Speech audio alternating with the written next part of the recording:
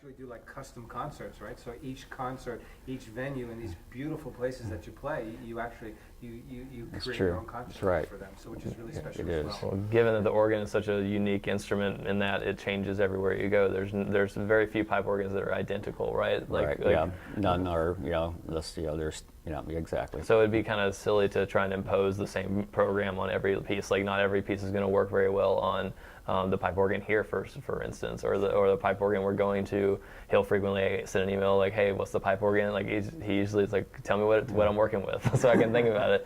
And he'll be, "Okay, well, it doesn't have a lot of this, so we probably should do these pieces and not these pieces," or something like that. And also we try to customize it to the taste of that situation as Right. well. Yeah, so sure. the audience or the host or the, And if you're in the congregation, different congregations, different things, sure. Right. If we know it's going to be, if their congregation is more like a cat, like for Norway, it was completely different. We couldn't do any jazz standards. We knew that going in. We couldn't do a lot of pop stuff. Was there just More formalized. Okay, It's a more formalized for Organ Festival that kind of has something to do with it. But so we had to tailor fit. But they also wanted something new, and their expectations were different than in the States too. So we tried to incorporate that as much as we could. And sometimes we go to places and they're like, "Well, we can't do jazz, but we love Bach," Right. which is more traditional, which is great. So, but we have some music in that realm, in that genre, that we pull out and do more of that. That's great that you can do that, right? right. And we like doing different things anyway. Absolutely. So. Right, but we've been, daring at some places, like, You've been asked back. a That's a very, good thing. a very high cathedral, like Episcopal Church. We've done this, some of the Sinatra route, and and then I've with, seen that, to make sure, they didn't throw us out at the end, so it was good. I say they just keep asking you back, and Yeah, that's always yeah. a good thing. You guys played at St. Patrick's in New York. You played at West Point. You played at the Spoleto Festival as well. Correct. You're from South Carolina originally. Well, actually Minnesota, but Minnesota, okay. before I came to Houston, though, I was director of music at a church in Charleston for 8 years. So, and then the Basilica of St. Peter and Paul in North Carolina. or in Maine, Holy yes. Trinity Church. Yeah, Holy Trinity. I mean, you guys got an incredible repertoire Yeah. of where you've played, and you play in some beautiful locations as well. We've been Definitely. very blessed. That's why it's interesting. Like your fourth anniversary coming up, and then where's it going for you? What's the next steps for you? Well, we had our fourth anniversary concert right before we left, and that was a really big success, and it was a lot of fun. And the challenge for us is for every year we challenged ourselves actually to do, when we started doing anniversary concerts, we have to do it different every year and try and be better and try and make it a successful event, because it's always here. This is where where we, it's like a home base of sorts. You're a local hero. Local performers that won't leave, I guess. But so we have to keep coming up with new things and new ideas. And so it's great. So we have a couple of recording projects that we in mind.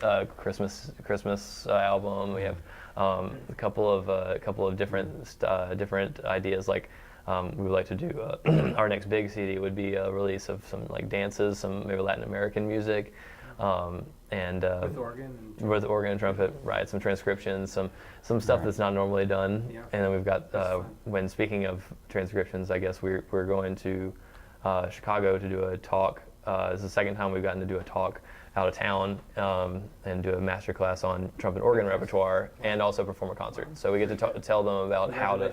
Thanks. Oh, thanks. Thanks. And so another where we're branching out, which just started a few months ago too. We're under the umbrella of Fresh Arts of Houston, which is under the umbrella of 501c3. So we've been That's nonprofit, right? right. So raising money for special projects, Sure. and it's been very successful the last few months, and we're continuing that big time for the next year and beyond. But that's a whole other side of this exactly equation. right. Exactly. Yeah, it's You taking have to off. wear a lot of hats. Exactly. Yes. Lots of hats. And part of that by next July is raising enough money to hire a very part-time social media person, takes some of that off the plate, so it can focus more on other things. It's all ideas, but we have a lot of ideas, and if we have that Fresh Arts page that have a thing you can donate to, and it has all of our goals on it. Yeah, so all the things we want to accomplish. Accumulating, I guess eventually we want to get our own custom pipe organ, or not literal pipe organ, but digital organ with speakers that we can travel around to schools and places. You guys do home concerts as well? We do. You do live events. You also have like restaurants and things Right, like that. exactly. Right. You guys are very, very active. Yeah.